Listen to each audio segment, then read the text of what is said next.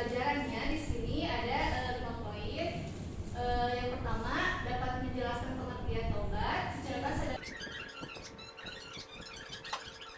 individu dan sosial. Nah, langsung saja kita ke materi yang pertama. Di sini ada pengertian taubat. Nah, taubat dalam bahasa Arab ini berasal dari kata taga, yaitu taubatan, yang berarti kembali. Nah,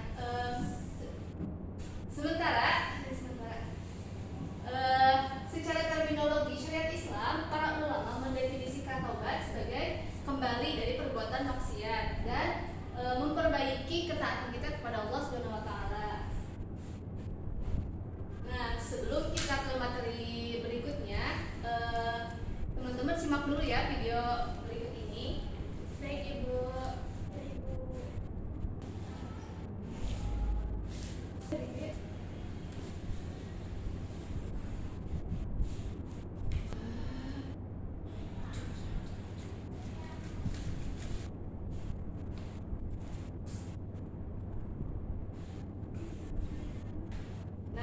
Setelah kalian menonton video yang tadi, Ibu akan bertanya ya,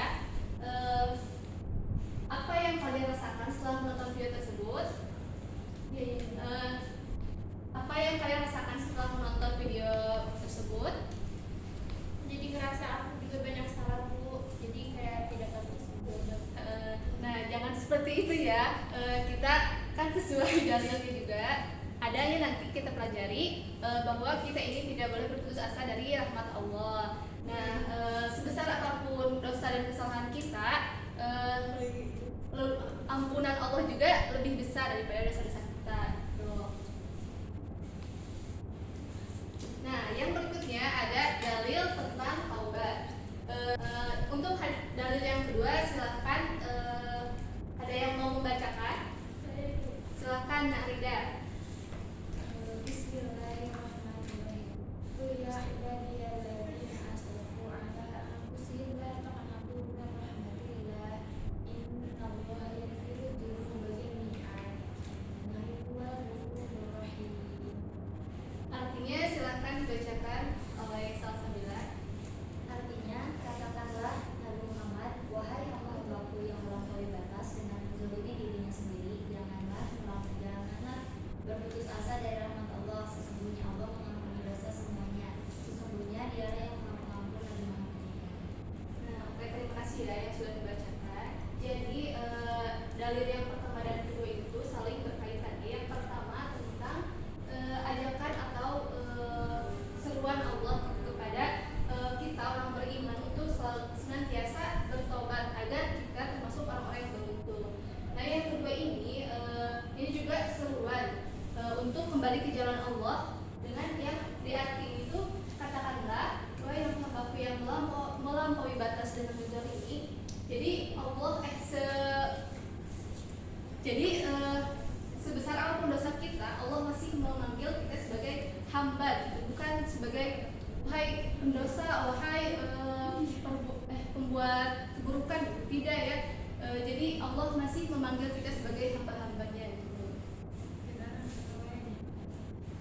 Nah, yang pertama ada an-nadmu, yaitu penyesalan yang tulus. Jadi tahap pertama dalam kita bertobat itu harus punya rasa menyesal, dimana kita menyesali dosa-dosa yang telah kita perbuat. Nah, yang kedua ada al-iqla. Al-iqla ini artinya meninggalkan perbuatan dosa. Nah, yang selanjutnya ketika kita sudah merasa menyesal, kita juga harus meninggalkan perbuatan dosa itu, gitu. Nah, jadi tidak taubat sambal, gitu ya. Taubat sambal ada yang tahu?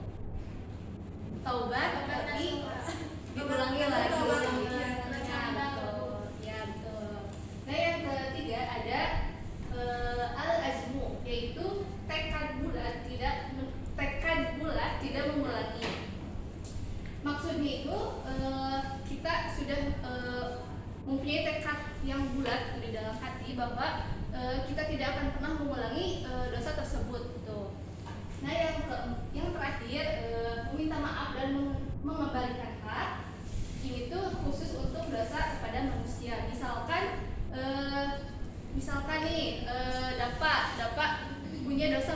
misalkan pernah mencuri makanan yang mafia. Nah, dapat ini tuh selain berkewajiban untuk meminta maaf, dapat juga harus mengembalikan atau mengganti barang yang telah dicuri dari mafia. Gitu. Yang selanjutnya ada rukun taubat. Yang pertama ada al-ilmu, yaitu pengetahuan. Yang pertama ini tuh sangat penting, di mana kita harus mempunyai ilmu dulu untuk mengetahui bahwa suatu perbuatan itu berdosa atau tidak. Yang kedua ada an-nadamah, yaitu penyesalan, dan yang ketiga ada al-azmu, yaitu tekad bulat yang tadi sudah dijelaskan ya.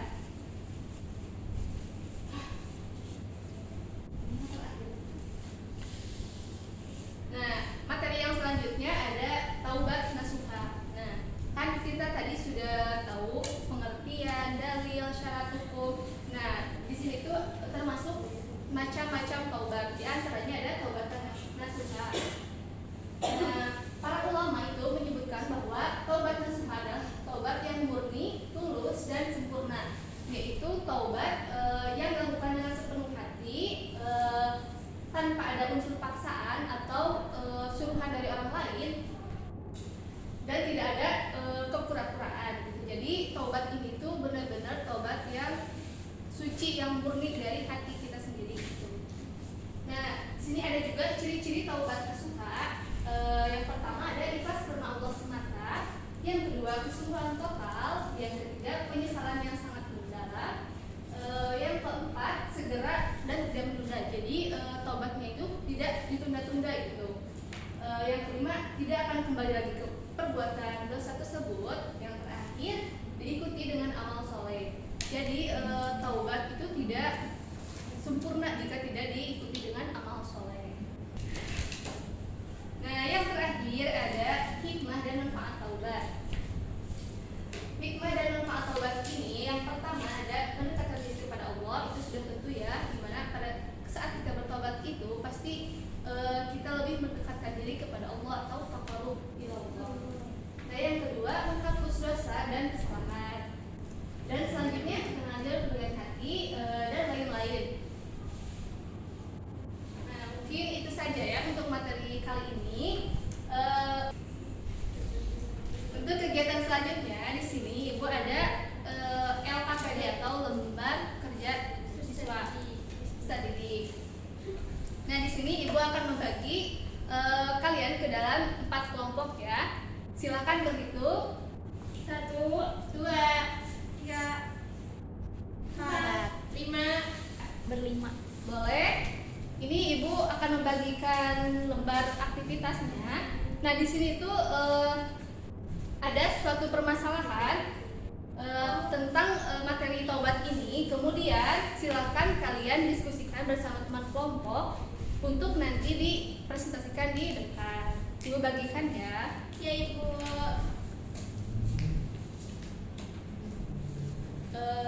Oke, semua kelompok sudah kebagian? Sudah, Ibu.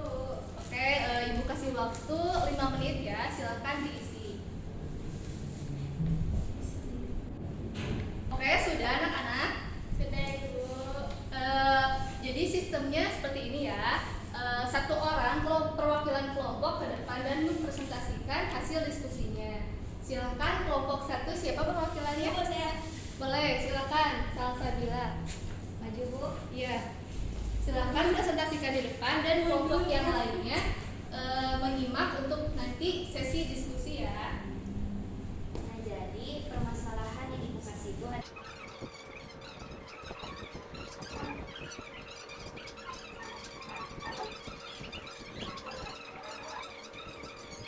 diambil dari kasus ini. Nah, jadi pentingnya menjaga perkataan dan sikap terhadap orang lain. Ya, Bu. Oke, terima kasih ya untuk kelompok 1. Jangan dulu ke belakang ya.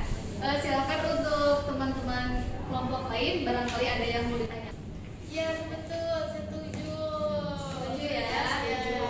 Oke, karena setuju, silakan kembali ke tempat. Terima kasih ya. Kita kasih applause dulu teman-teman. Yeay. Oke, baik teman-teman. Alhamdulillah proses pembelajaran hari ini telah selesai dan semoga ilmu yang Ibu sampaikan bermanfaat dan bisa diterapkan dalam kehidupan sehari-hari. Amin. Nah, oke, sebelum kita mengakhiri pembelajaran hari ini, silakan dipimpin dulu doa penutup. Baik teman-teman, sebelum pulang mari kita baca doa terlebih dahulu. Berdoa mulai. Amin. Doa selesai. Amin. Mungkin sekian materi untuk hari ini. Untuk tugas minggu depan, Ibu akan kasih jurnal. Nanti kalian isi tentang refleksi kalian tentang materi taubat tadi. Mungkin itu saja yang dapat Ibu sampaikan. Mohon maaf bila banyak